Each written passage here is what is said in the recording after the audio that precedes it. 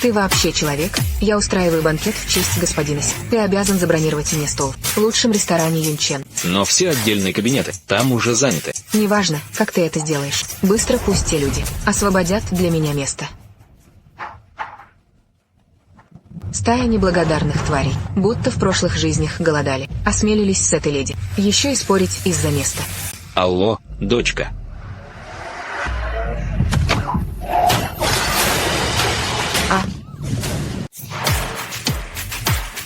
Tao ka pa ba? Nag-ayos ako ng salo-salo para salubungin si Matandang Si. Kailangang ireserba mo iyon para sa akin sa pinakamahusay na restaurant sa lungsod ng yun. Pero punuan na raw ang mga pribadong kwarto ng restaurant. Wala akong pakialam kung anong paraan ang gagamitin mo. Basta paalisin mo agad ang mga taong nandoon. Isang kumpol lang hindi marunong tumingin ng tao. Parang 8 henerasyon ng hindi kumakain. May lakas loob ba kayong sa akin? Ang mismong dalaga makipagunahan. Uy, anak.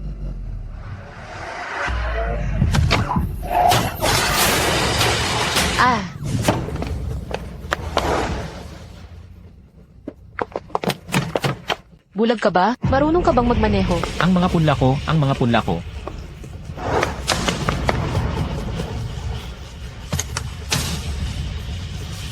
Mabuti na lang at may maililigtas pa. Kailangan kong magmadali at dalhin ito sa institute para maasikaso. Matandang hambog, may gana ka pa talagang itulak ako. Hinahamon mo bang mamatay? Miss, ngayong araw, ikaw ang bumangga sa likod ko. Pero, may napakahalaga akong bagay na kailangang asikasuhin. Hindi na kita pananagutin. Pwede ba sa'yo yon? Hindi mo ako pananagutin? Idilat mong mabuti ang mga mata mo at tingnan mo ng malinaw. Ito ay pinakabagong modelo ng sports car ko. Yung gastos lang sa pagreretoke ng pintura. Sapat na para pakainin kang hulubi. Habang buhay. Sige, magsalita ka. Paano mo babayaran? Miss, ngayon, ikaw ang may buong pananagutan. Bakit gusto mo pang ako ang magbayad ng danyos? Bukod pa riyan, itong mga punla sa kotse ko.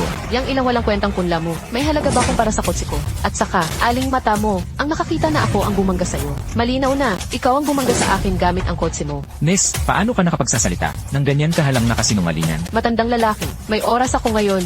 Ngayon, kung hindi ninyo linawin ito sa akin, walang makakaalis dito. Ikaw. Sige na miss. Ako na ang may pananagutan dito. Ito lang ang cash na dala ko. Yung natitirang pera, ipapadala ko na lang sa'yo sa pamamagitan ng anak kong babae. Pwede na ba yon? Akala mo maabsuelto mo ako niyan? Ikaw. Miss, paano ka basta na lang nananakit ng tao? Eh ano ngayon kung sapakin kita? Alam mo ba kung sino ako? Ako ang anak ng DN. At fayans na presidente ng Iglit. Kahit mamatay ka pa sa kakasapak ko sa'yo ngayon. Ang dami naming pera pambayad. Miss, ikaw naman talaga ang may buong kasalanan ngayon. Ikaw pa ang nangakusang pabaliktad. Sunod-sunod ka pang lumalampas sa limitasyon. Kaya, kung kaya mo, ay demanda mo ako. Pero, sa hitsura mong purong kahirapan, may pambayad ka ba sa abogado? Gusto mo, pautangin pa kita? Halika, kung manghihiram ka ng pera madali natin iyang mapag-usapan. Isang sampal, 10,000, wag na wag kang umiwas. Ay nako. Hoy. Ba't ka umiiwas? Hindi ba't ededemanda mo ako? Kung ganon, kailangan mong ibigay sa at tanggapin ng mahinahon. Ay. Ang dugo ninyong mga hampas lupa, pinaka nakakadir. Basta-basta ka na lang nananakit ng tao, tapos mapanganib ka pang magmaneho. May pananagutang panglegal ka dyan. Mananagot ka. Sinasabi ko sa'yo, dito sa Yun City, kahit bugbugin pa kitang hanggang mamatay, at ibaon sa lupa, wala pa ring sinuman na maghahanap sa akin. Maniniwala ka ba? Ikaw, sobrang wala kang kinatatakutang batas. Kaya ano ngayon? Ano ba ang magagawa mo sa akin?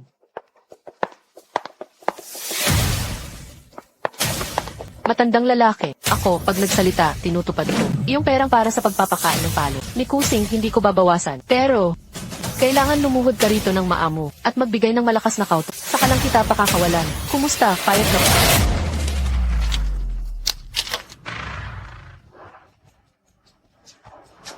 Hindi maaari. Hindi marunong kumilala ng utang na loob.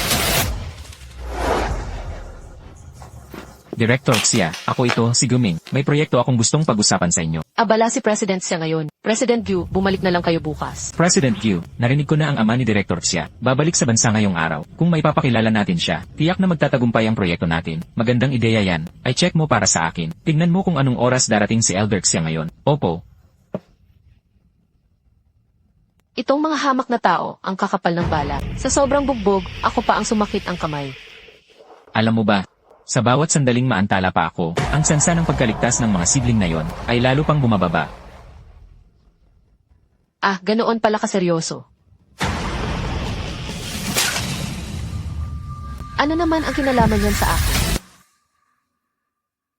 Miss, tungkol sa nangyari ngayong araw, kahit sabihin ng ako ang may kasalanan, napakahalaga ng mga sibling na ito, kaya kailangan kong madala kaagad ang mga ito pabalik sa Research Institute. Mahalaga ang mga ito.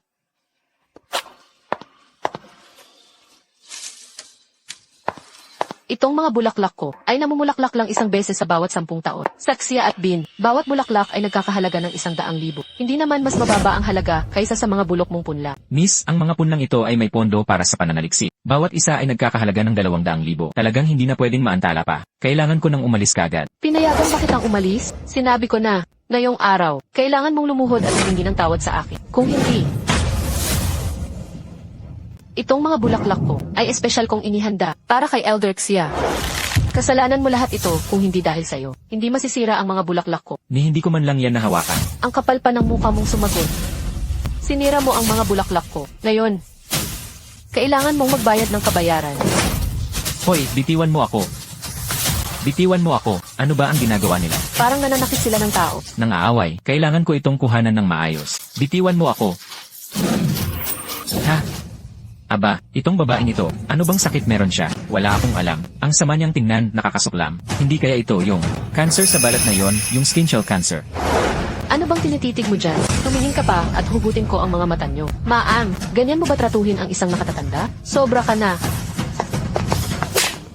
Sino ka ba? Ikaw ba ang may karapatang magsalita? Ikaw, bakit mo siya sinaktan? Ano ngayon kung ikaw ang sinaktan? Kung may tapang ka, ay demanda mo ako. Mga taong katulad mo, mga taga-ilalim lang. Kayang-kaya kitang durugin, parang pagyurak lang sa langgam. Miss, may sakit kang skin sac cancer. Sa tingin ko nasa gitna hanggang huling yugto na ito. Kailangan ka agad itong gamutin. Puro kalokohan ang sinasabi mo. Kapag nagsalita ka pa ng ganyan, pupunitin ko ang bibig mo. Hindi ako basta-basta nagsasalita. Ako ay, 20 taon ko na itong pinag-aralan. Ni minsan hindi ako nagkamali tungkol dito.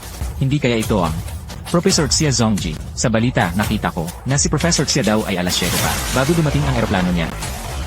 Dapat nasa eroplano pa siya ngayon. Sa buong mundo, ang may pinakamalaking otoridad sa sakit na ito ay si Professor Xia Zongji. Ako nga ang papunta para sunduin siya. Ngayon sasabihin mong ikaw siya.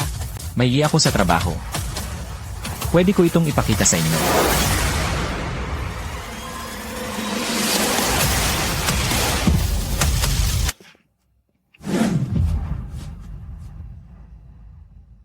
Ano ba ang tinitingin-tingin nyo? Sa ganitong klaseng peking bagay, ano bang maganda riyan? Hindi ko ba naman makikilala si Professor Xia? Ikaw, mula kanina, maayos akong nakikipag-usap. Nakikiusap ako sa iyo ng mahinahon. Pero ang asal mo, sobrang bastos at walang pakundangan. Sobra-sobra ka na talaga.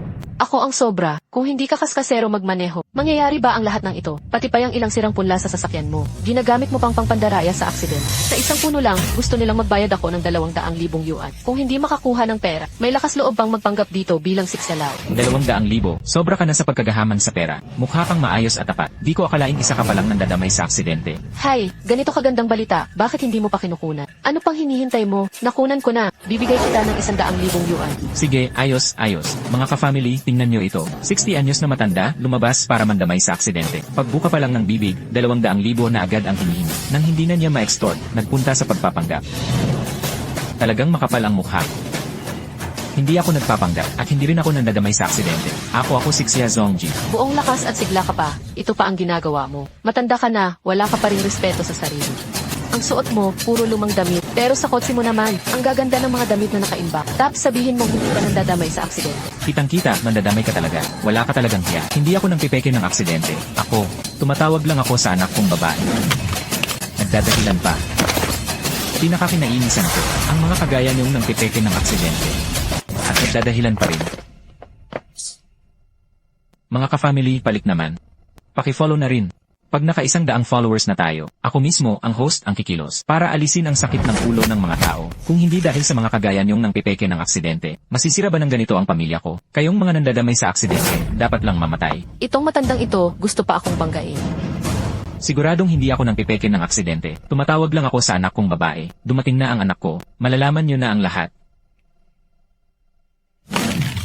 Sinabihan ba kita na tumawag?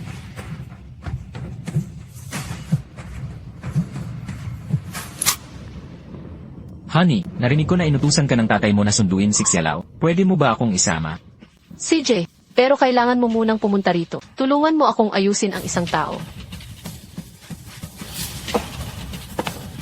Matandang walang silbi, hintayin mo na lang ang kamatayan. Ano bang nangyayari? Ayon sa sinasabi sa livestream, si Xialao daw ang gumawa-gawa ng aksidente sa trapiko. Nagpapanggap na biktima para ma-scam ang kotse sa likod. Ha! Tatay ko, sikse siya, magpipengsi. Iimbestigahan mo yan para sa akin. Ang impormasyon ng lahat ng taong nasa video. Gusto ko, sa loob ng 10 minuto. Nandyan ako mismo sa lugar ng insidente. Pero Chairman Xia, sa unahan matindi ang traffic. Baka, gusto ko ng paraan. Opo. May lakas loob silang ibuli ang tatay ko. Sisiguraduhin kong silang lahat magbabayad ng malaki.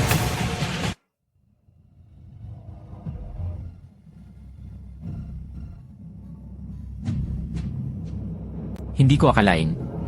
Ang pagbabalik ko sa bansa na 10 taon kong hinintay ay magiging ganito ang kalalabasan. Nagkukunwari ka pa, matandang intil. Ang pang-iska mo sa akin, hindi ko na palalakihin. Pero yung sinira mo, ang mga bulaklak na inihanda ko para kay Xialao. Paano natin ayusin ang usaping yan? Ikaw, ano ba talaga ang gusto mo? Gamitin mo na lang iyang mga yan bilang bayad. Huwag mong galawin ang mga punla ko para magamot ang skin cell cancer. Sa mga yan nakasalalay ang lahat. Kahit gaano pa yan kamahal, kasing mahal ba ng mga bulaklak ko, basagin ko lahat ng walang kwenta mong halaman. Hindi pa rin sapat na pambayad. Miss, gaano man kamahal ang mga bulaklak mo, maaari mong bilhin yon gamit ang pera, ang mga punlang iyon, pero iyon lang ang tanging makakagamot. Sa cancer sa balat na yon, kung gusto mong magamot ang cancer sa balat, huwag mong gagalawin ang mga yon. Kalokohan, ang bulaklak ko na iyon ay, inihanda ko mismo para kay matandang Xia. Pag natuwa si matandang Xia, tatanggapin niya ako bilang estudyante. Sa tingin mo, hindi niya ako papansinin pa, dahil lang sa maliit na sakit sa balat ito. Hindi siya tatanggap ng estudyanteng katulad mo.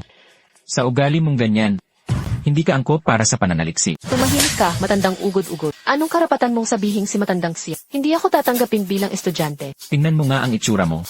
Bakit siya dapat tumanggap ng isang taong hindi marunong, umunawa sa tama at mali at napakasama ng ugali? May lakas ng loob ka pang. Kausapin ako ng ganito. Ngayon din, itong mga punla mo. Wawasakin ko lahat. Huwag.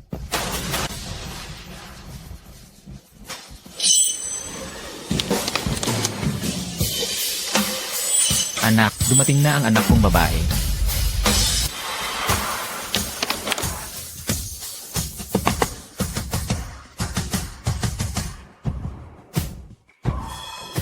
Ay, hindi ba ito ang mula sa group na, Presidente? Bakit siya nandito? Lagot ang nanlaloko dito. Bakit ngayon ka lang? Baby, sino bang hindi na mahal ang buhay niya at naglakas loob na apihin ka? Itong baho at matandang lalaking ito. Sinira pa niya ang bulaklak na inihanda ko para kay matandang Xia. Hindi ba ito iyong sa auction noong nakaraang taon na binili ni Chairman Xia na gintong pulseras na gawa sa purple sandalwood? Bakit nasa kamay niya ito? Impossible. Ang pulseras na iyon ay nagkakahalaga ng 200 milyon. Paano posible na suot-suot lang iyon ng isang hampas lupang matandang lalaki?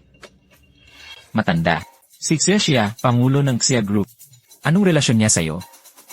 Si Xia ang anak kong babae. Ang bracelet na ito ay regalo niya sa akin. Tatay mismo ni Chairwoman Xia, si matandang Xia ay nasa ibang bansa. Ang matandang manloloko may lakas loob pang magpanggap dito. Talagang naghahanap ng kapahamakan. Mga dokumento, ang mga dokumento ko. Ay naku. Ang mga dokumentong ito ay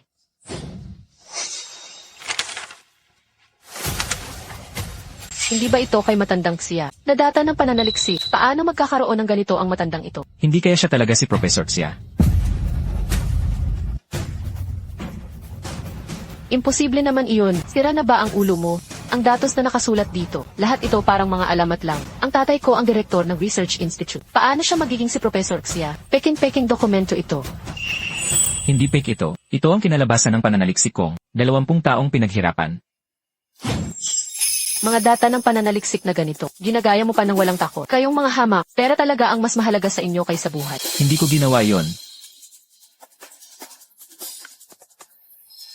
Mga peking bagay na ganito, hindi dapat umiral sa mundong ito. Huwag.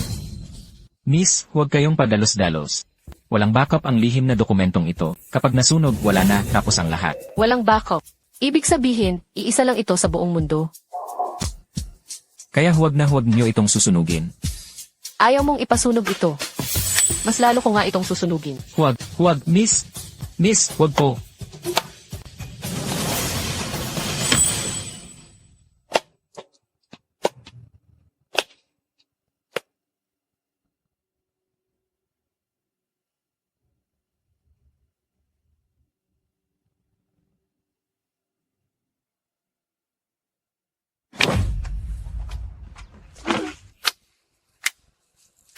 Sabihin niyo, Professor Xia, ano na ang gagawin sa susunod? Kanina, sobrang mayabang niya. Isang bunto ng walang kwentang damo. Gusto nilang bayaran ko ang 200,000 yuan. 200,000. Ang mura naman.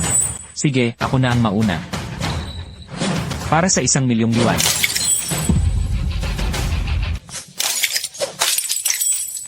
Huwag mong sirain. 2 bilyong pasyente ng kanser sa balat sa buong mundo. Lahat sila umaasa dito para mailigtas ang buhay nila. Ganun ba? Napakataas naman ang level niyan. Sige, magdadagdag pa ako ng 1,000,000. Kung masira silang lahat, ang sakit mo, huwag ka nang umasa na gagaling ka. Anong sakit ang sinasabi niya? Ano bang sakit ang maaaring mayroon ako? Hoy, matanda, nasasabi mo akong mamatay? Ganun ba? Babagsakin ko lahat ng mga pananim mo. Huwag mong sirain. Kapag nawasak ang lahat, wala na talagang matitira. Kung talagang mayroon kang ganito kamahal na bagay, kailangan mo pa bang kumita sa pamimiki ng mga aksidente? Ang obvious na peke. Sige na, peke lang yan. Ilan lang na walang kwentang damo, hindi naman mahal yan. Kung peke iyan, nanloloko ka lang. Isa kang hampas lupang ng extort sa mga aksidente. Hindi ako ganoon. Ganoon ka ba o hindi? Ako nga. Sabihin mo ulit, ano ka? Ako ang nanggawa ng peking aksidente. Ako ay isang manloloko. Kanina sinadya kong ipasadsad ang kotse para ma-rear end at ma-extort ang babaeng ito. O, inamin na niya. Totoo, isa siyang manloloko. Ang galing pa ng pag-arte niya. Halos naniwala na ako. Ano pa? Ano pa? Lumuhod ka at humingi ng tawad. Ano? Lumuhod ka? Humingi ng paumanhin. Breaking news, ang nangungunang otoridad sa henetika ng Xia, Professor Xia Zongji, matagumpay na nakabuo ng gamot para sa skin cancer, na panggagamot gamit ang mga punla. Ang tagumpay na ito ay magbibigay daan sa paggaling ng 2 bilyong pasyente sa buong mundo. Ang galing niyan. Sa wakas, maaari ko nang alisin ang scarf na ito.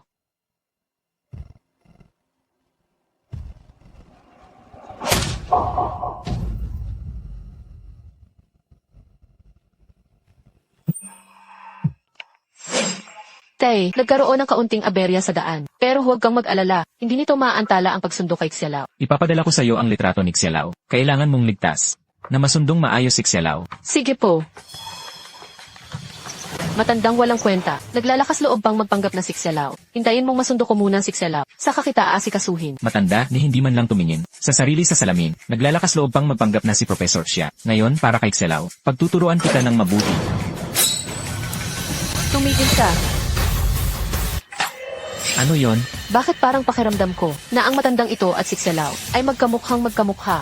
Huwag mong sabihing, Impossible yon. Nagsaliksik na ako dati. Darating ang flight ni Xialao alas 7 ng gabi. Ngayon nasa ere pa ang eroplano niya. Tama, si Xialao hindi lang kilala sa buong mundo. Bilang nangungunang profesor sa Jin, ama rin siya ng pinakamayamang siksya siya. Paano siya magiging itong mukhang pulubi? Ang mga punla ko. Ang bunga ng buong buhay kong pagsisikap.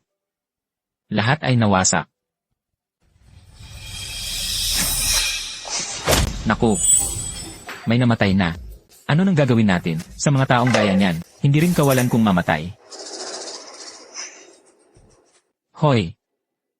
Matanda, magising ka. Wala na talagang reaksyon. ano pang pagpapanggap yan? Hindi ba pera lang naman ang gusto mo? Dalhin mo ang kotse sa talyer, tapos tumawag ka ng 120. Huwag mong hayaang mamatay talaga ang matandang ito. Kailangan ko pang magmadali para makita si Xialao. Tara!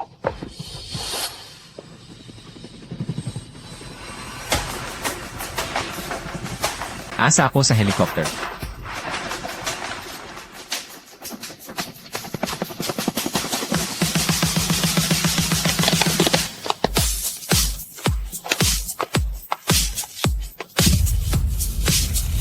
Ito, hindi ba ito si Xia, ang pinakamayamang tao? Bakit siya nandito? Hindi ko rin alam, ganito kalaking tao. Nakikita ko lang sa rear. Kailangan ko itong i-live stream. Siguradong sisikat ito ng todo. Kung walang pahintulot ni Chairwoman Xia, bawal mag-video. Tay, Tay, magising ka naman. Ang matandang ito pala ay tatay mismo ni President siya. Paano nangyari yon? Sino ang nanakit sa tatay ko ng ganito? Wala iyang kinalaman sa amin. Kanina may isang lalaki at isang babae. Sabi nila nagpapanggap daw siyang si Xialao. Tapos binugbog nila hanggang ganito ang itsura niya. Kakaalis lang nila. Ilang beses nang sinabi ni Xialao. Kayo lang ang hindi naniwala. Ang mga punla ko, ang mga punla ko. Tay, nandito ang mga punla. Itong punla ay walang kahit anong sira. Dalhin siya agad sa ospital. Bilisan, bilisan. Pinayagan ko ba kayong umalis?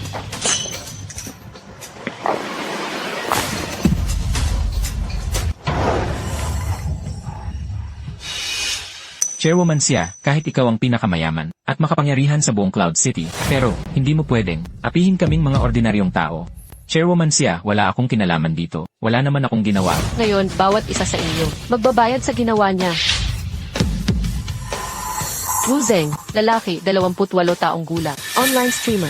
May 1.6 milyong taga-subaybay. Ngayon, opisyal kitang pinapaalalahanan. Pinagbawalan ka na sa lahat ng platform.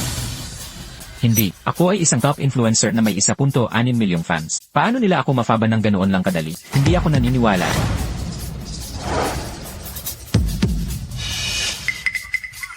Limang taon ko nang pinapatakbo ang account na ito. Umaasa ako rito para kumita at mabuhay. President siya, nagkamali po ako. Nagkamali ako. Pakiusap, patawarin niyo na po ako. Naban na siya kaagad. Marami siyang fans.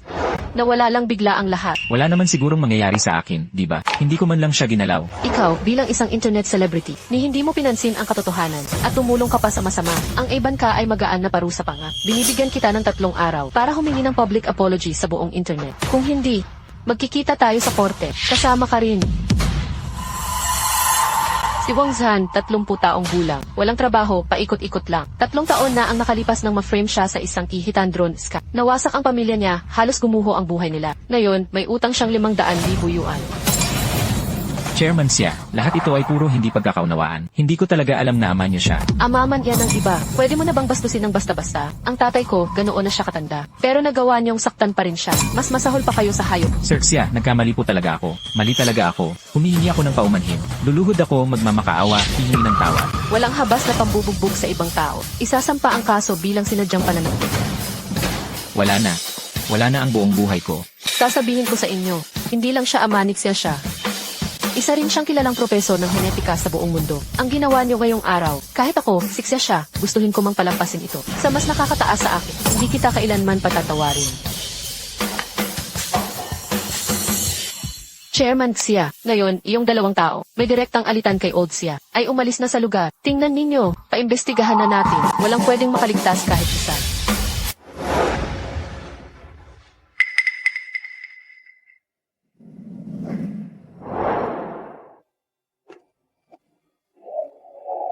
Director, bakit hindi pa rin nagigising ang tatay ko? President siya, huwag muna kayong mainip. Si Old siya ay sobrang nainis at na-stress. Kaya naabala ang daloy ng dugo niya. Dagdag pa ang bahagyang pagkakalog ng utak. Kung makakapagpahinga siya ng mabuti, magigising siya kaagad.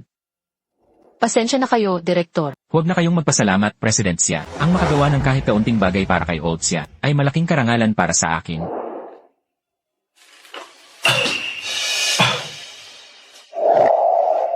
Dad, gising ka na. May nararamdaman ka bang hindi maganda? Yung mga seedling ko, nasaan?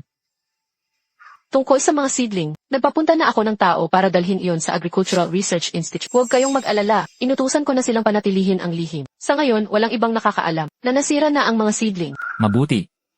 Mabuti kung ganoon. Dad, naaalala mo pa ba? Yung mga taong nang apis sa'yo kanina, sino-sino sila? Hindi ko alam ang mga pangalan nila.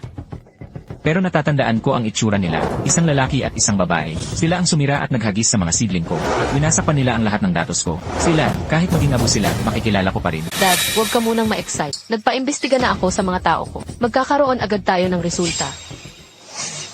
Hindi ba't sinadya kong paagahin? Ang alis mo para sunduin si Old siya. Paano pa nasugatan at na-ospital si Old siya? Hindi ko rin alam. Kadarating ko lang sa ospital. Nang mabalitaan kong na-ospital si Old siya dahil sa pagkakasugat, hindi man lang kami nagkita ng harapan. Kapag nalaman ko kung sino ang may gawa nito, tiyak na sisirain ko ng tuluyan ang buhay nila. Kaya pa nilang gumawa ng ganitong kalokohan. Sa loob ng bansa mula ngayon, hindi na sila magkakaroon ng kahit anong puwang.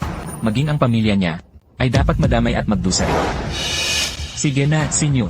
Maghanda ka na. Sasamahan mo ako sa ospital para bisitahin si Elder Xia. Narinig ko silang nagkukwentuhan. Nabalak daw nila akong sunduin. Nagpadala ka ba ng tao para sunduin ako? Noong araw na iyon, nang pupunta na ako sa palipar, napakaraming tao ang naghihintay para sunduin kayo. Ipapahanay ko silang lahat at paimbestigahan isa-isa. Hindi ko rin alam kung iyong natitirang isang punla ay sapat pa para matapos ang pag-aaral. Tay, unahin niyo muna ang pag-aalaga sa katawan niyo. Huwag niyo munang intindihin ang trabaho. Iyon ang bunga ng panghabang buhay ninyong pagsisikap at pag-asa yon ng bilyon-bilyong tao. Nakakalungkot lang na, lahat ng datos ay sinira nila. Huwag kayong mag-alala, pinagawan ko na ng pag-aayos ang mga produkto. May pag-asa pa tayo. Dumating na si Chairman Xia at si Director Su. Sabi nila ay bibisitahin daw nila si Elder Xia. Sabihin mong hindi siya tatanggap ng bisita, bago tuluyang gumaling ang tatay ko. Walang sinuman ang pwedeng mang-abala sa kanya. Opo. Sandali. Hayaan mong pumasok si Director Su. Huwag nating sayangin ang mabuti niyang intensyon. Sige na. Elder Xia, lubos akong humihingi ng tawad. Hindi ko inakalang, pagbalik nyo pa lang sa bansa ay may mangyayari na agad na ganito. Ngayon, espesyal akong pumunta rito para personal na humingi ng dispensa. Bakit parang pamilyar sa akin ang bulaklak na ito? Ito ang bulaklak ng Xia Country Yubin. Iyan ay espesyal na bili ng anak kong babae. Nadalhin ko rito, nang mabalitaan niya na nasugatan si Elder Xia. Lubhas siyang nakaramdam ng pagkakasala, ni hindi man lang niya nagawang humarap sa iyo ngayon. At sinabi pa niyang gusto niyang tulungan kitang hulihin ang salarin. Ito ay mga bulaklak na maingat kong inihanda para kay matandang Xia. Na espesyal ko talagang inihanda. Lahat to kasalanan mo. Kung hindi dahil sa iyo, paano masisira ang mga bulaklak ko? Tay, ano pong nangyari sa inyo? Ang anak na babae ni Diansu, hindi dapat gagawa ng ganitong bagay. Mukhang ako lang ang masyadong nag-alala. Wala to. Kung ganoon, maaari ko bang magtanong tungkol sa anak ninyong dalaga? Ano ang pangalan niya? Ang anak kong babae. Suksinyo. Ang pangalan ng anak kong babae ay Suksinyo. Sobrang hinahangaan kanya. Nang marinig niyang babalik ka, palagi niyang gustong siya mismo ang sasalubong sayo. Hindi ko inakalang matandang siya. Mula ngayon, kailangan mo akong tulungan na maturuan siya ng maayos. Matandang siya, ano ang nangyari sa inyo? May nararamdaman po ba kayong hindi maganda? Tatawagin ko agad ang doktor. Dinsu, maaari ko po bang makita ang anak niyong babae? Siyempre naman pwede, na makita siya ni matandang siya. Napakalaking karangalan na yon para sa kanya. Tatawagan ko siya ngayon din. At papuntahin ko siya rito.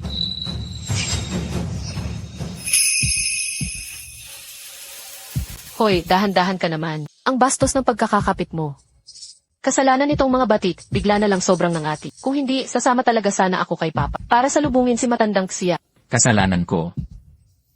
Pero Director Su, parang yang mga batik mo, lumaki na naman ng kaunti. Bakit ganito? Hindi ba nakokontrol na yan? Ayos lang, huwag kang mag-alala. Hindi ba't ang gamot ni matandang siya? Malapit nang matapos ang pagde-develop, narinig ko, na naipadala na ang mga punla sa Research Institute. Maghintay tayo hanggang sa ma-develop ni Old Xia ang gamot. Hindi ko na kailangang mag-alala pa sa virus na ito. Ay, nga pala. Hindi pa alam ni Guming ang sakit ko. Siguraduhin mong tahimik ka lang. Pag nalaman niya, balat mo ang aabutin. Sige, itatago ko ang lihim na ito. Pa, hello. Ano yun? Gusto akong makita ni Old Xia. Ano? Gusto akong makita ni Old Xia. Anong nangyayari, Director Su? Sabihin mo. Bakit bigla na lang ako gustong makita ni Old Xia? Siguradong interesado siya sa'yo.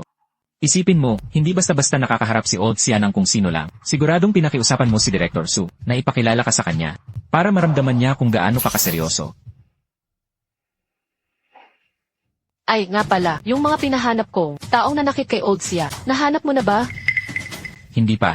Wang kwenta, ni isang tao hindi mo mahanap, plano ko pang magsama ng 2 tao. Kapag humarap ako kay Old Xia, pagdating ng oras na yun, tiyak na iba na ang tingin niya sa akin. Director Su, iba na nga ang tingin sa'yo ni Old Xia.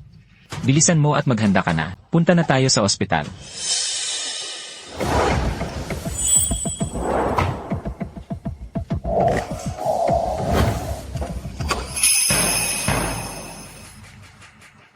Ano bang nangyayari sa batang yon? Hindi pa dumarating. Director Su, kailangan pang magpahinga ng tatay ko. Kung di talaga kaya ngayon, ibang araw na lang. Ay, Xiaoya. Maghintay pa tayo ng kaunti. Kaya ko pa naman. Old Xia, pasensya na po. Baka na-traffic siya sa daan. Tatawagan ko na lang ulit siya para madaliin.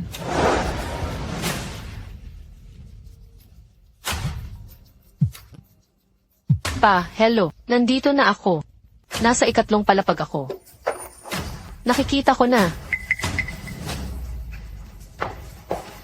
Old siya.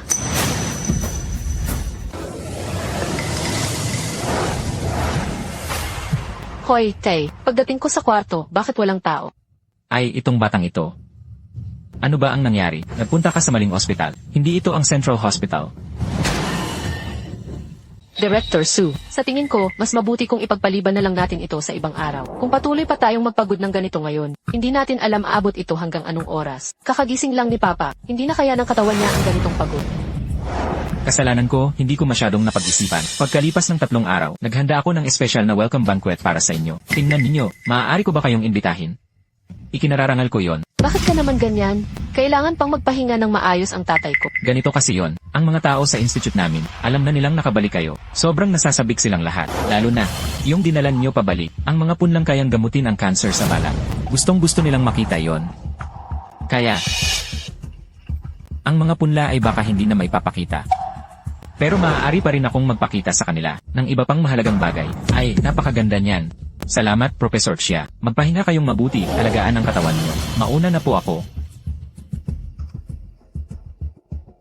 Tay, mas mahalaga ba ang trabahong ito o ang kalusugan ninyo?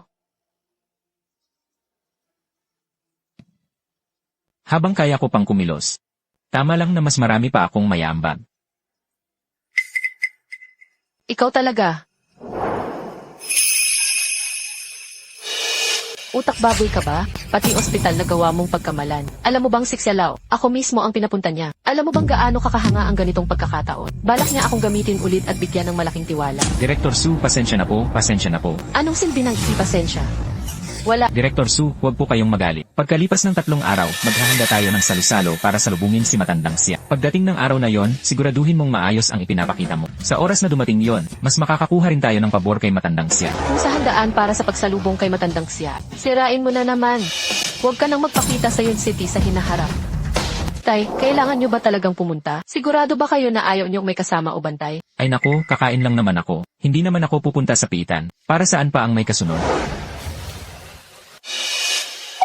Uy, ano to? Oh. Ito ang target na regent ng gamot para sa skin cell cancer. Sa buong mundo, ito pa lang ang iisang ganito.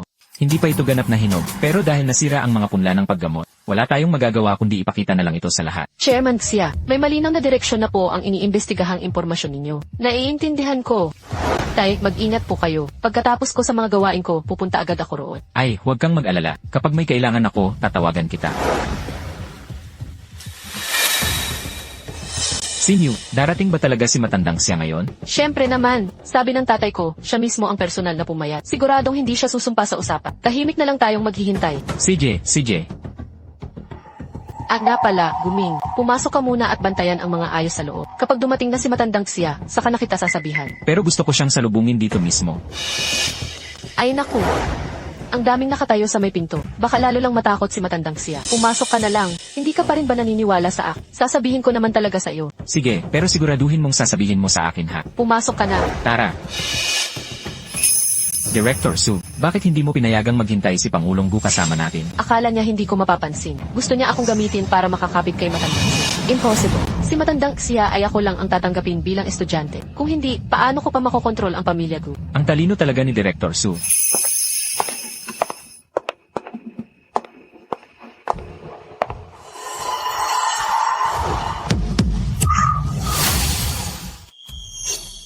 Ikaw pala. Anong ginagawa mo dito?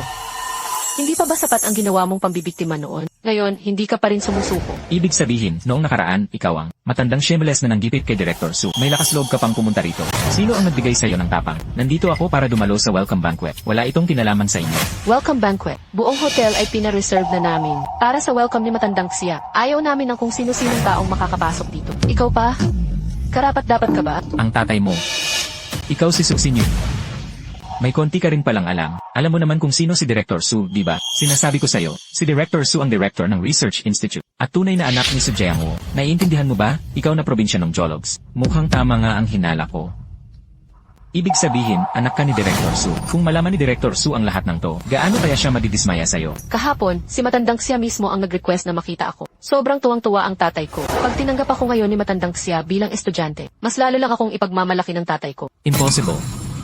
Hindi ka pwedeng tanggapin ni Xia Zongji bilang estudyante. Malas ang bibig mo, may gana ka pang magsalita ng kung ano-ano rito. Kapag nagsalita ka pa ng kalokohan, sasampalin kita. Dahil ako mismo si Xia Zongji. Gusto mo pang ulitin ang panlilinlang mo noong nakaraan. Sasabihin ko sa iyo, sa pagkakataong ito, hindi ka na ganoon kaswerte. Ipapakita ko sa iyo ngayon kung ano ang kahihinatnan ng pagsisinungaling. Dakpin niyo siya para sa akin.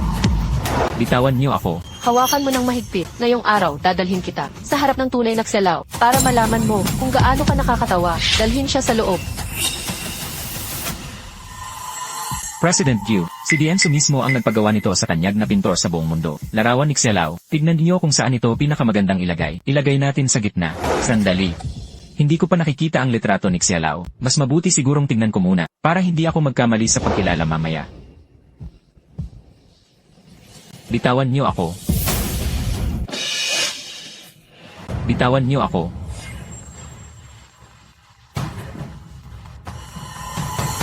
Ano bang nangyayari? Huwag ka nang magsalita pa. Noong nakaraan, naawa tayo kaya pinakawalan natin ang matandang ito. Hindi natin inakalang ngayon. Hindi pa rin sumusuko at bumalik na naman. Anong araw ba ngayon? Ngayon ay araw natin. Para salubungin si Xialao. Tama, ang kapal ng mukha nitong matandang ito, na nagsasabing siya si Xialao mismo. Puy, Ni Xialao, nagawa pa niyang pagkunwaring siya iyon. Sobrang kapal ng mukha at tapang niya. Mukha siyang kagalang-galang. Pero sa totoo, isa siyang aso. Wala siyang respeto kay Xialao. Parang sawang-sawa na siya sa buhay. pinapayuhan ko kayo, huwag kayong lumampas sa limit. Pagdating ni Dianson, lalabas ang buong katotohanan. Ano bang sinasabi mo? Kung hindi ka, luluhod at hihingi ng tawad kay Xialao ngayon. Hindi ka makakalabas dito. Hoy mga tao, idiin niyo siya, sa harap ng larawan ni Xialao, at paluhurin para humingi ng tawad. Nalaman na ito ni Cheo Mancia. Silang dalawa mismo ang gumawa niya noong araw na iyon. Sila ang malupit na sumakit kay Professor Xia. Binugbog pa nila at sinira ang mga punla ng paggamot. At sinunog ang mga mahalagang datos. Ano ba ang pinanggagalingan ng dalawang taong ito? Ang isa ay anak na babae ni Director Su. At ang isa naman ay ang isisi ng Gyu Group. Ayos. Ayos na ayos. Su Jiangwo, talagang kinapakagaling ng pagpapalaki mo sa anak mong iyan. Ihanda ang sasakyan. Pupunta ako sa jamuan ngayon din. Matigas pa rin ang loob niya ah. Nasaan si Director Su? Gusto kong makita si Director Su. Gusto mo pa talagang makita si Director Su? Ipapakilala muna kita sa hari ng impyerno. Ayos ka lang ba?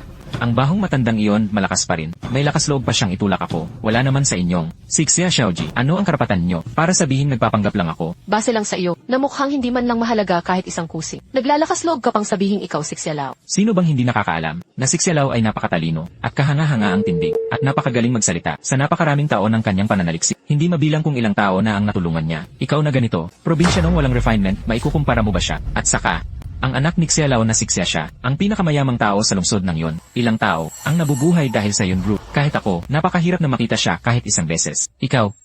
Ikaw ang magsasabing ikaw ang tatay niya. Napakawalang alam mo, wala naman sa inyo ang nakakita kay Xia Zongji. Nasa harap niyo ang litrato niya. Tingnan niyo ng mabuti. Hindi ba ibig sabihin ay makikita niyo kung kilala niyo ako? Kung ako ba talaga o nagpapanggap lang? Hindi pwede. Ang pintang ito ay gawa ng isang kilalang pintor sa buong mundo, na espesyal na ipininta para kay matandang Xia. Kapag dinala sa subasta, kahit pinakamababang presyo, ay magsisimula sa 1 bilyon. Akala mo ba basta mo na lang pwedeng tingnan? Ikaw pa ang nag-aakalang karapat-dapat kang makakita nito. Pero sa isang tingin lang, malalaman na ninyo kung ako ba ang tunay o peke. Director Su, hayaan na lang kaya natin siyang tingnan sandali para tuluyan na siyang mawalan ng ilusyon at kusang loob na lumuhod at humingi ng tawad kay matandang Xia. Pero sabi ng tatay ko, ang pintang ito ay kinakailangan. Siya mismo ni matandang Xia ang magbubukas pagdating niya. CJ, sige, papatingnan kita. Pero kung mapatunayan na hindi ikaw, luluhod ka sa harap ng lahat ng narito. Yuyuko at hihingi ng tawad. Ayos. CJ, ngayon pa lang papatayin ko na lahat ng ilusyon mo.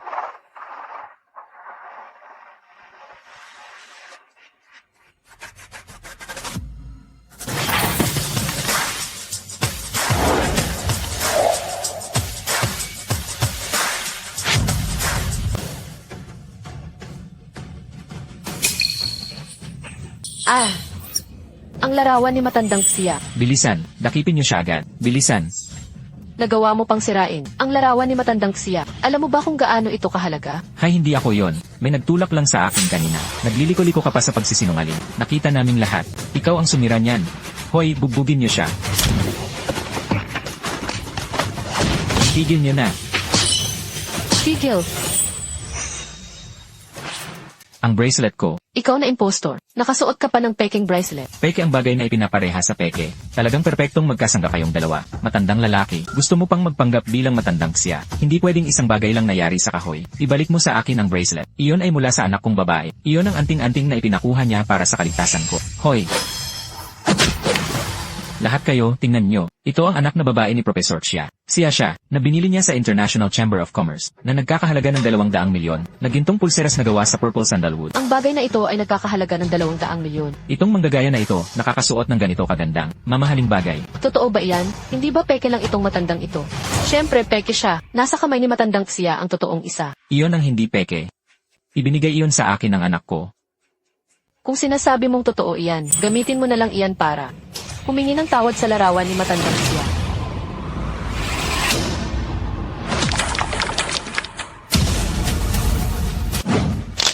Bracelet. Ang bracelet ko. Ngayon ka nag-aalala, ano? Kanina, saan ka ba? Kayo. Sobra na kayo. Kaming sobra, larong-klaro na ikaw ang sumira sa painting ni matandang siya, tapos sasabihin mong kami ang sobra. Kung hindi ka lang pinapatay ni Director Su, malaking awa na yun sa'yo, at hindi ka pa nagmamadaling, lumuhod at magkoto para magpasalamat sa kanya. Kowtow. Huy, naglakas loob ka pang sumagot ng matigas. Ngayong araw, ako. Ano ito? Ibalik mo sa akin. Regent ng nakatarget na gamot para sa cancer sa balat. Ano? Ito ang nakakapagbigay ng eksaktong lunas na nakatarget na gamot para sa kanser sa balat. Hindi ko akalaing talagang na-develop na ito. Director Su, ang sakit mo. Ang nakatarget na gamot na ito, sa isang tingin pa lang, halatang peke ito. Paano mo naman nalaman? Mga bagay na nasa impostor. Posible bang totoo ito? Paano kung totoo talaga ito? Ang ganitong bagay ay hindi basta-basta nakukuha ng karaniwang tao. Ito ang bunga ng buong buhay kong pagod at sakripisyo, na ako mismo ang nagsaliksik at bumuo. Iisa lang ang ganitong ampula sa buong mundo. At higit sa lahat, sa ngayon, ikaw ang pinaka-nangangailangan nito. Ano ba ang ibig niyang sabihin? Gets ko na. Siguradong ninakaw lang niya ito. Tama. Mismong tatay ko wala niyan. Paano ka magkakaroon niyan? Ayos ka, mandaraya ka. Sabi ko na nga ba, may problema ka. Talagang may pakay ka sa pagpapanggap bilang professor siya. May masama kang intensyon. Bakit mo pa ninakaw ang bagay na ito? Ako mismo ang nagpa-develop at bumuo nito. Ikaw mismo ang nagnakaw nito, hindi ba? Matigas pa rin ang bibig, ha? Bugbugin niyo siya, hanggang umamin siya at magsabi ng totoo.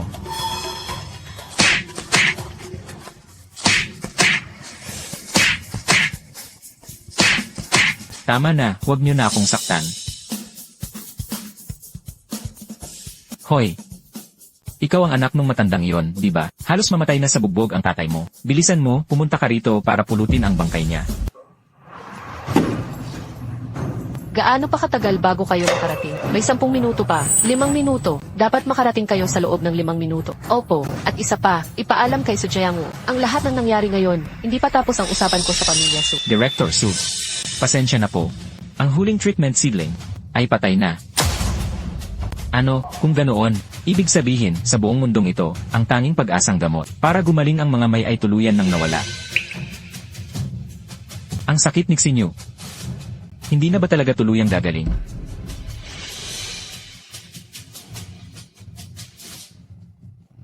Director Su, ipinapasabi ni Chairwoman siya na agad kang pumunta sa welcome banquet. May malaking insidente sa venue. Ano? Tigil. Paano? Matigas pa rin ang bibig at ayaw pa umangon. Noong una naman, ay dahil sa paggalang kay Diansu. Na binigyan ko kayo ng pagkakataon. Pero ayaw niyo pa rin magising sa katotohanan. Kayo. Tiyak na magsisisi kayo. Hoy, matandang halimaw, saan ka nagsusumaw?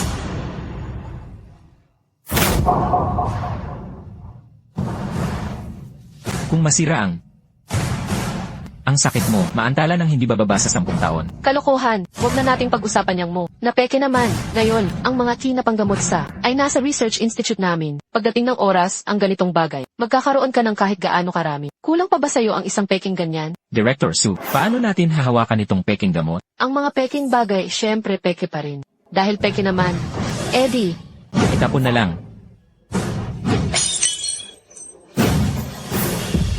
Eddie. Ako na lang. Tapos na. Lahat tapos na. Isang peking bagay lang, pero ang pag-arte, parang totoong totoo. Sobra na kayo. Makikipagsabayan ako sa inyo. Bilisan, bilisan, bilisan. Ah!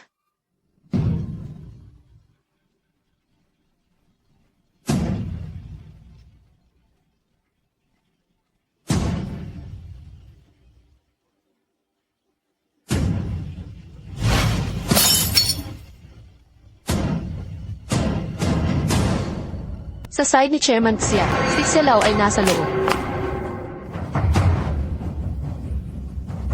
Ayos ka lang ba, baby? Nabaliw na itong matandang to. Sira ulo na talaga. Hoy, hoy, matanda. Huwag kang magpanggap na patay. Naku, patay na nga.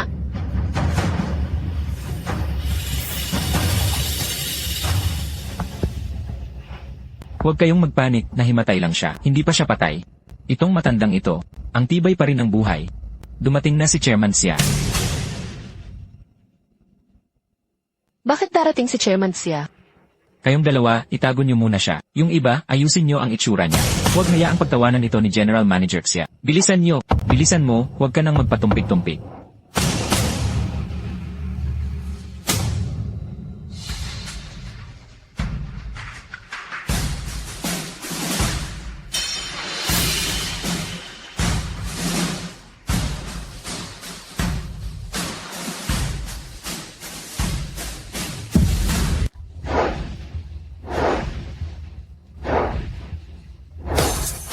Sa wakas, dumating ka rin. Chairman Xia. Halos mabali na ang lead namin sa paghihintay sa inyo. Nasaan ang tatay ko? Hindi pa dumarating si Old Xia, pero handa na kami. Handa kaming salubungin siya anumang oras. Siya ang matandang propesor. Ako ang nag-ayos ng buong lugar na ito. Ako si Guming, ang nakababatang kapatid. Guming siyang iyan. Ikaw ang anak ni Diansu. Suxin Yu. Ako nga, ako mismo. Hindi ko akalaing naaalala mo pa ako.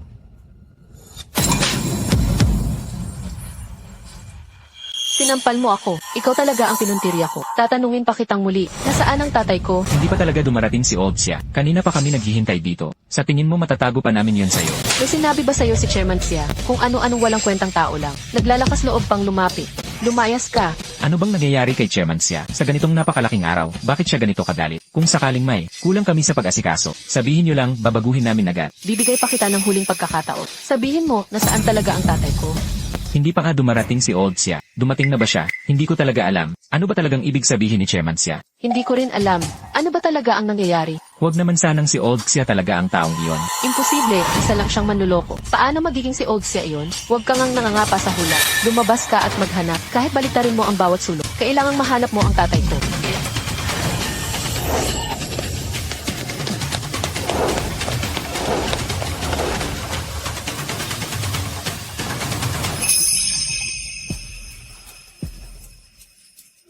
Si Aoya. Nandito ako. Chairman Xia, paano naman magiging nandito si Old Xia? Tama, sa loob namin nahuli. Ang isang nagpapanggap na si Old Xia, ang matandang nangdadaya at manloloko. Huwag mong hayaan na madungisan ang mga mata mo. Ano? Ang peking iyon, gusto pa niyang nakawin ang mga resulta ng pananaliksik ni Xialao. Nahuli namin siya sa mismong lugar. Buti na lang at mabilis kumilos ang direktor na si Su, at pati na rin si President Gu, para ipagtanggol si Xialao, na magana ang kamay niya sa kakasapak. Nahanap na siya ni Chairman Xia. Tay. Ano? Siya si Xialao.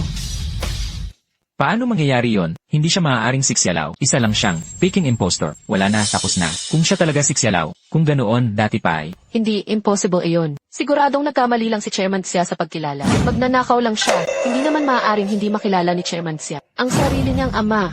Tay. Pasensya na. Na-late ako. Napahirapan ka pa. Si Aya, ayos lang si tatay. Kaso lang, ang mga nagamot. Sinira nila ang mga yon. Huwag kang mag-alala, Tay. Ang mga nanakit sa iyo, ni isa sa kanila hindi ko patatawarin. Bantayan ng maigi ang main gate. Ang lahat ng tao rito. Walang kahit na sino ang pwedeng umalis. Tapos na tayo. Siya talaga si Xialao. Lahat tayo, tapos na. Huwag kang matakot, mahal. Ang tatay ko. Si Xialao ay sigurado, magbibigay galang sa tatay ko, at hindi na ito palalakihin. Ang tanga mo, hindi na ito tungkol kay Xialao kung ipagpapatuloy ba niya o hindi. Si Xia siya na babae na yon, ang siyang naghahari sa Yon City, maging sa buong negosyong Asya. Ang lahat ay isang hindi pagkakaunawaan lang. Sinasabi nilang lahat na peke siya, gusto ko rin sanang protektahan si matandang Xia. Hindi ako karapat-dapat. May mata ako pero hindi ko nakilala ang totoong dakila. Hindi ako karapat-dapat. Paparusahan ko ang sarili ko. Lahat ng ito, kasalanan nitong babae. Siya ang nanggulo sa lahat. Sinabi ko na nga na siya si matandang Xia. Papaano magkakaroon ng iba ng ganito kalihim na mga dokumento? Pero itong babae, sinasabi niyang peke siya. Dahil sa kanya, kaya napunta sa ganitong kalagayan si matandang Xia. Honey, ano ba ang sinasabi mo? Kalad ka rin na bulag sa katotohanan. Ikaw ang kaninang pinakamasigla sa pambubugbog kay matandang Xia. Anong kalokohang sinasabi mo, kalad ka rin? Kalad ka rin na bulag sa katotohanan. Ano ito? Mga sintomas ito ng skin cancer, di ba? Nakakakilabot. Kung magiging ganito ako, mas pipiliin ko pang mamatay. Honey, huwag kang matakot. Magagamot ang sakit na ito. May matandang Xia tayo. Habang nariyan si matandang Xia, siguradong gagaling ito. Pagdating ng araw, maisusuot ko na ang pinakamagandang wedding gown at makakapagdaos na tayo ng napakagarbong kasal. Kahit kailan, hindi yan gagaling. Sa itsura mo ngayon, nandidiri ako sa iyo. Ni demonyo, hindi ka papakasalan. Lumayo ka sa akin. Pangit. Matandang Xia, kanina, siya lang ang inuutusan ko. Matandang Xia, pakiusap, sabihan mo si President Xia na pagbigyan ako. Patawarin na niya ako. Impossible. Matandang Xia, alam kong galit ka. Makatiyak ka, ako mismo ang maglalabas ng galit para sa iyo ngayon. Lahat ito ay dahil sa iyo, pangit ka. Ikaw ang nagparatang ng mali kay matandang Xia. At idinamay mo pa ako para masiswing. Tumigil ka. Tay, sa wakas nandito ka na. Matandang Xia. Kayo, bakit po kayo napunta sa ganitong kalagayan? Kailangan mong tanungin ang imabuting anak mong babae. Sixinyo, ano ba talaga ang nangyayari? Ano bang talagang nangyari? Ako. Director, naalala ko, sinabi mo noon, na kapag nahuli mo ang sinumang nanakit, sa ama ko, silang dalawang iyon, ikaw ay... Magpapabayad sa kanila ng napakasakit na kaparusahan. Hindi ang tatay ko. Talagang hindi siya. Wala talaga akong alam. Ano bang sinasabi mong hindi mo alam? Ano bang totoong nangyari? Ikaw iyon. Kanina siya ang may ginawa ng lahat. Siya ang nag-udyok at nagpasiklab sa lahat. Siya ang nanguna sa pananakit kay matandang Xia. Wala talaga akong alam. Director Su, paano mo ako magagawang siraan ng walang ebidensya? Ikaw mismo kanina. Ano pa bang idadahilan mo? Hindi ako yun. Director Xia, kanina siya talaga ang may gawa. Siya ang nanguna sa pananakit kay matandang Xia. Hindi ko talaga kailanman naisip. Nasaktan si matandang Xia. Naudyukan ako ni Subsinyo. Hindi ko talaga alam na siya si matandang Xia. Wala talaga akong alam. Huwag kayong makinig sa mga kasinungalingan niya. Bilisan, dalhin niyo siya, alisin niyo siya rito. Subsinyo, huwag mong kalimutan, ang aksidente sa sasakyan noong araw na yon. Wala akong kahit kaunting kinalaman doon. Sinyo, noong araw na yon, yung taong nanakit kay matandang Xia noon. Ikaw ba yon? Hindi ko alam. Wala talaga akong alam. Ganito klaseng bagay, ikaw ang may pakana. Hindi ba sapat ang hindi pag-amin? Chairman Xia, sa gitna ng lahat ng ito, may hindi ba tayo naintindihan? Ipasok mo ang mga bisita.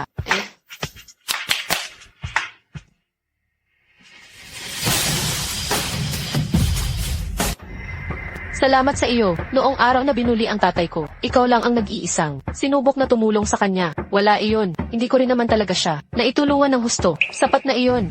Inanyayahan kita rito ngayon para sabihin mo ang totoo tungkol sa nangyari noon. Noong araw na iyon, may isang babae na nakabangga sa kotse ng matanda tapos sinimulan niya itong bubugin. Pinuko pa niya ang mga tao sa paligid para sabay-sabay siyang pagbubugin. Sinasabing nangumpoknat lang daw siya. Nandito ba ngayon ang babaeng iyon?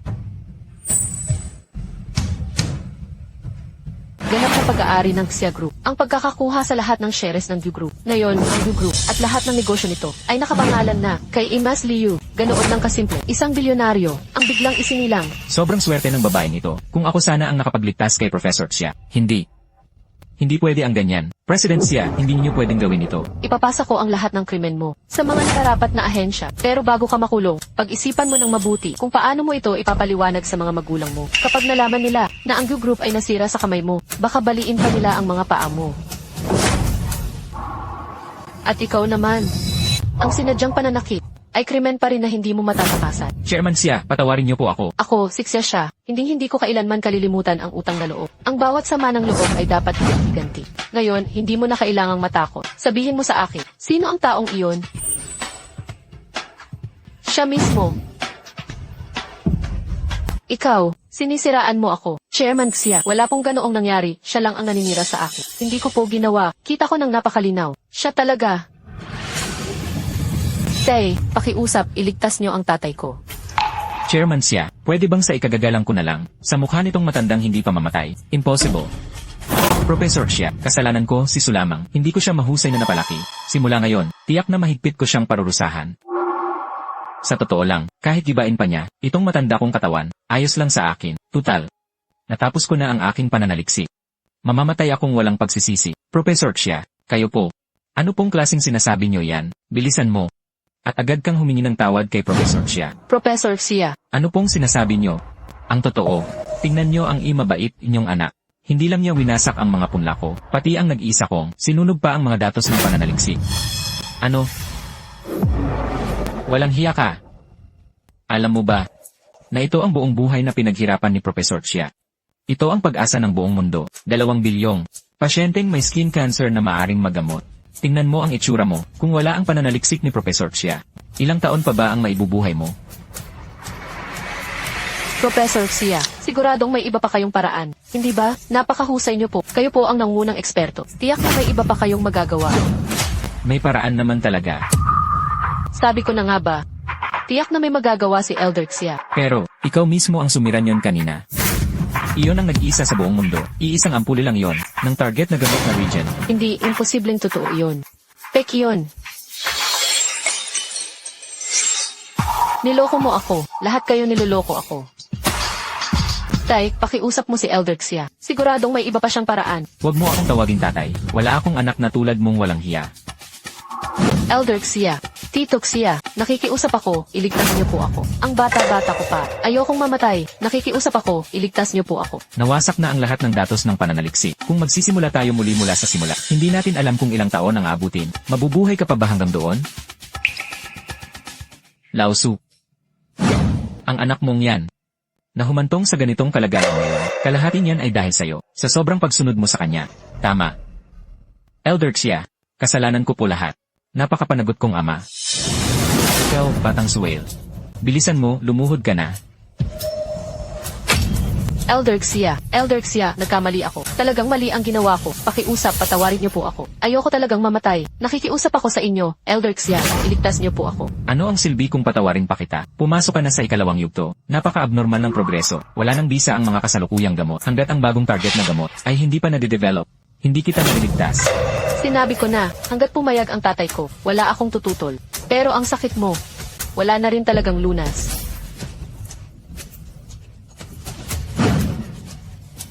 Tay, ililigtas mo ako, di ba? Tay, bilisan mo bumili ng mas mahusay na gamot. Ililigtas mo ako, Tay. Ililigtas ka. Alam mo ba, nasinira mo ang buong bansa. Pati na ang buong mundo, 2 bilyong pasyente ng cancer sa balat, ang nawalan ng pag-asa. Nasanay nagkaroon ng pag-asang gumaling. Dahil sa'yo, ikaw na walang hiya. Hindi mo alam kung ilan ang mamamatay dahil dito. Talagang alam kong nagkamali ako. Huwag mo na akong tawaging tatay, mula sa oras na ito.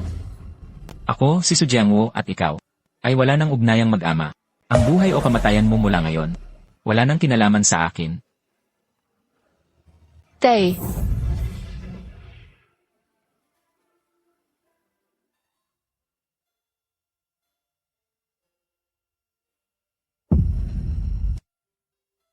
Chairman Xia, ang hatol para kay Suxinyu ay nakalabas na. Nararamdaman lamang niyang natanggap niya ang nararapat sa kanya. Kumusta ang bagong proyekto? Naka-install na ang lahat ng kagamitan. Dumating na si Professor Xia at nasa experimental field na siya ngayon. Hindi ko ba siya sinabi na magpahinga pa ng ilang araw? Talagang hindi nakakapagpahinga sa isip ang matandang iyon. Tingnan mo, marahil. Pag lumaki ito ng ganito kalaki, kailangan na itong mabilis na ilipat. Papunta sa Research Institute kapag nahuli. Pasensya na, sasagutin ko lang ang tawag. Hello, Xiaoya. Nakalimutan mo na ba kung paano kanya trinato noon? Bumalik ka na at magpahinga. Anong pahinga? Kailangan kong samantalahin pa itong lumang katawan, bago tuluyang bumigay, para makapagpalago pa ng mga bagong punla. Baka sakali, maabutan pa natin ang anak ni Director Su, bago siya pumasok sa huling yugto, at makagawa ng target na gamot para sa kanya. Sige, hindi na kita kakausapin. May klase pa ako sa mga estudyante. Hoy! Anong pinagtatawanan mo? Sa totoo lang, si Xialao talaga ang tunay na. Walang kapantay na haligi ng ating bansa. Siguro nga. Matigas talaga ang ulo ng matandang iyon. Xialao, may natuklasan akong isang napaka-espesyal na halaman dito. Sandali.